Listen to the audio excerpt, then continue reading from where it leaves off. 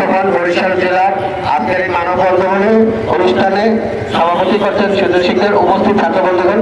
আমরা জানি শিক্ষা প্রতিষ্ঠান একটি মানুষ গড়া কারিগর, কিন্তু আমরা দেখলাম আজকে সেই শিক্ষা প্রতিষ্ঠানে জাহাঙ্গীরনগর বিশ্ববিদ্যালয় এবং বাংলাদেশ সুনাম যার মধ্যে ঢাকা বিশ্ববিদ্যালয়, আমরা দেখলাম সেই দুটি জায়গায় দুটি মানুষ একদিনে পিটিয়ে নির্মমভাবে হত্যা করা হয়েছে।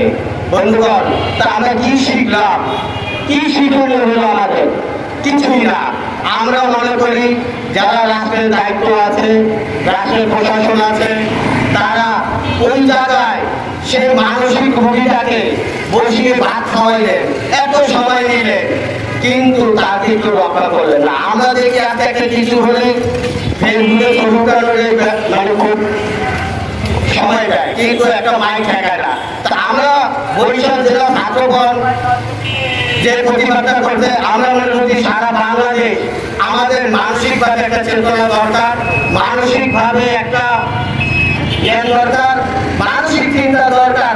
আমরা এক ভাই আরেক ভাইকে কেন মারি? আমরা দেখলাম জাহাঙ্গীরনগর বিশ্ববিদ্যালয়ে এক ছাত্রকে মারা হলো, কিন্তু ছাত্রলীগের সাংগঠনিক সম্পাদক ছিলেন।